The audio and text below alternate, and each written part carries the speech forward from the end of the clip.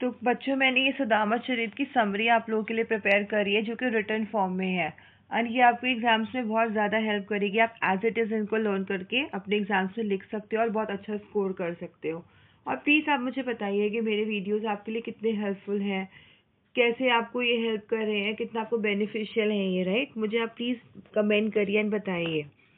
और कुछ और भी अगर आपको ऐसे स्पेसिफिक कोई चैप्टर का वीडियो चाहिए, do let me know, I will prepare that. Okay, so let's start. First one, शीस बगाना जंगा तन में प्रभु, जाने को आही बसे के ही ग्रामा, धोती फटी सी लटी डुबती, अर पाओ उपान्हों को नहीं सामा, द्वार खड़ो द्रुज दुर्बल एक, रहो चकीसो बसुदा अभिरामा, पूछत दीन दयाल को धाम, बतावत आपरो नाम सुदामा।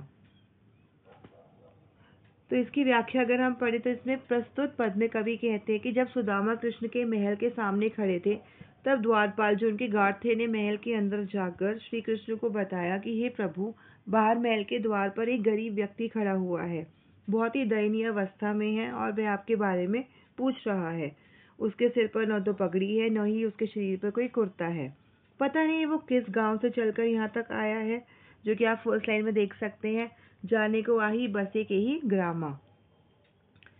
फिर उस आगे वो बोलते हुए फटी हुई धोती और गमछा पहने हुए है, उसके पैरों में जूते भी नहीं हैं। द्वारपाल आगे कहता है कि दरवाजे पर खड़ा हुआ गरीब कमजोर सा ब्राह्मण हैरान होकर पृथ्वी और महल के सौंदर्य को निहार रहा है, आपका निवास स्थान पूछ रहा है और अपना नाम सुदामा बता रहा है। ओके, अब नेक्स्ट देखिए।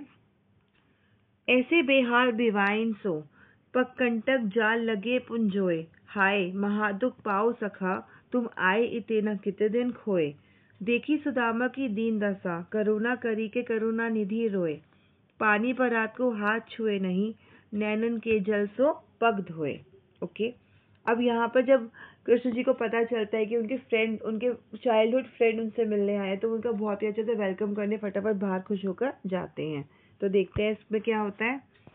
तो प्रस्तुत पद में कवि कहते हैं कि कृष्ण सुदामा के विषय में सुनकर दौड़कर बाहर आए तथा सुदामा को बेहाल देखा।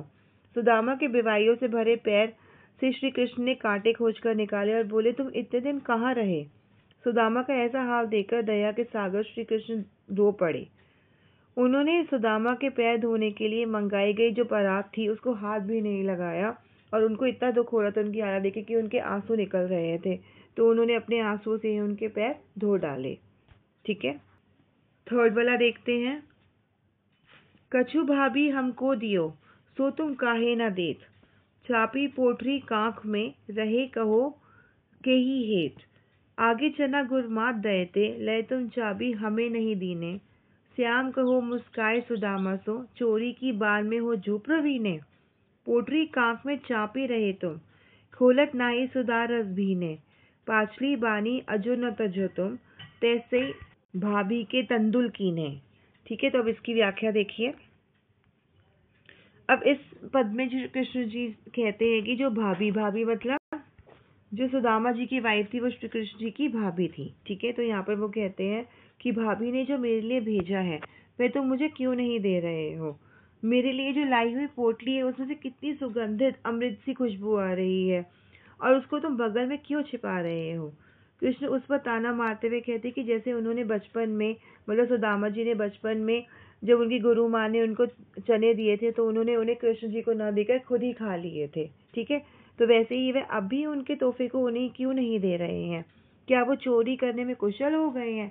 क्या वो चोरी की जो जो कुशलता है उसमें बहुत प्रवीण हो गए हैं? अगर आप उसमें ये लाइन देखें, चोरी की बान में हो जू प्रवीणे, तो क्या वो कह रहे हैं कि क्या तुम चोरी इतने अच्छे से करना सीख गए, इतने ज़्यादा कुशल हो गए उसमें। ठीक है, अब फोर्थ वाला देखते हैं। वह पुलकिन वह उठी मिलनी, वह आदर की बात, वह पठवीनी गोपाल की, कछु न जानी जात, घर घर कर ओढ़त फिरे, तनक दही के काज, कहा भयो जो अब भयो, हरि को रात समाज, हो आवत नाही होते, बाही पठ्यो ठेली, अब कहियो समझाओ के, बहु धन धरो सकेली। अब यहाँ पे देखिए, अब ये जो पूरा जो ये पद है इसमें ये बताया गया है कि जब सुदामा जी श्री कृष्ण के यहाँ से होकर लौट रहे हैं तो वो क्या सोच रहे हैं, ठीक है। अब उनका अच्छे से वेलकम हुआ, सब कुछ हुआ, पर अब वो वापस जा रहे हैं। तो जब वो वापस जा रहे हैं तो उन्हें कृष्ण जी ने कुछ नहीं दिया, तो यही सोचते सोचते वापस जा रहे होते हैं। पर देखिए क्या होता है। तो प्रस्तुत पद में सुदामा के वापस घर की तरफ लौटने का वर्णन है, राइट। तो वे सोचते हैं कि मैं मदद की उम्मीद लेकर श्री कृष्ण के पास आया था, क्योंकि उनकी जो वाइफ है, मतलब जो श्री कृष्ण जी की भाभी थी, उन्होंने उन्हें हेल्प करवा, अपनी हेल्प के लिए उनको श्री कृष्ण जी के पास भेजा था कि जाओ उनसे कुछ हेल्प मांग कर लाओ, क्योंकि वो बहुत ही बुरी अवस्था में, बहुत गरीब अवस्था में रह रहे थे, ठीक है। तो वो सोचते हैं कि मैं मदद की उम्मीद लेकर श्री कृष्ण के पास आया, लेकिन श्री कृष्ण ने तो मेरी कोई मदद ही नहीं की। लौटते समय निराश सुदामा जी के मन में कई विचार घूम रहे थे। एक तरफ तो वो सोच रही थी कि एक तरफ तो उसने मुझे इतना आदर सम्मान दिया, वहीं दूसरी तरफ मुझे बिना कुछ दिए लौटा दिया। मैं तो यहाँ आना ही नहीं चाहता था, वो तो मेरी धर्म पत्नी ने मुझे जबरदस्ती द्वारका भेज दिया। वो ये सोचते हुए जा रहे होते हैं। फिर वो ये भी सोचते हैं कि ये तो वही श्री कृष्ण जो बचपन में जरा से मक्खन के लिए पूरे गांव के घरों में घूमता था और चोरी करके वो मक्खन खाता था, राइट। तो इससे मदद की आस लगाना ही बेकार है, ठीक है। तो वो ये सब सोच रहे होते हैं। आगे देखिए क्या होता है। पर आगे एकदम सब कुछ चेंज हो जाता है। नेक्स्ट देखिए। वैसोई राज समाज बने, गज बाजी घने मन संभ्रम छायो, केंदो पर्यो कहूँ मारक भूली, की फेरी की के मैं अब द्वारका आयो। भौन बिलो के बे को मन लोचत, सोचत ही सब गांव मझायो, पूछत पांडे फिर सब सो, पर झोपड़ी को कहूँ खोज न पायो। अब जब वो वापस अपने घर आ रहे होते हैं, जब वो वापस अपने गांव में आ रहे होते हैं, तो वो देखते हैं, अब हम पढ़ते हैं यहाँ पर। तो प्रस्तुत पद में सुदामा ने अपने गांव में जाकर देखा कि वहाँ द्वारका जैसा ही ठाट बाट है, वैसा ही राज समाज है। तो उन्हें ऐसा लगता है कि कहीं मैं अपना रास्ता तो नहीं भटक गया, कि मैं वापस द्वारका ही तो नहीं आ गया। तो वहाँ उसी प्रकार के हाथी घोड़े देखकर जैसे कि उन्होंने द्वारका में देखे थे, तो इससे उनके मन में भ्रम सा छा गया। उनको लग रहा था कि वे भूलकर फिर से द्वारका ही लौट आए हैं, वे शायद रास्ता भूल गए हैं। सुदामा ने सभी से अपनी झोपड़ी के बारे में पूछा, पर वे अपनी झोपड़ी को नहीं खोज पाए।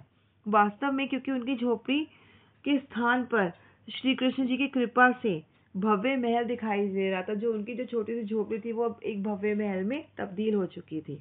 तो ये श्री कृष्ण जी का उनके लिए गिफ्ट था, ठीक है, जो कि वो कुछ और ही समझ रहे थे। अब लास्ट वाला देखते हैं।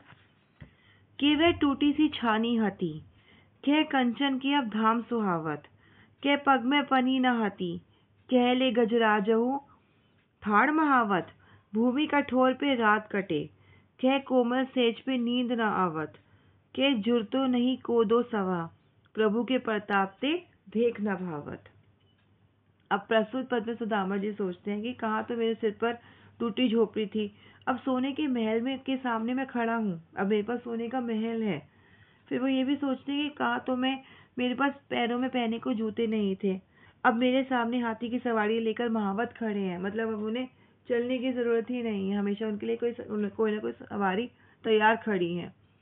अब कठोर जमीन की जगह पे मेरे पास नरम बिस्तर है, पहले मेरे पास 2 वक्त खाने को चावल भी नहीं होते थे, अब मन चाहे पकवान है, ठीक है। तो ये सब प्रभु की कृपा से ही संभव हुआ है, उनकी लीला अपरंपार है, ठीक है, प्रभु का प्रताप है ये।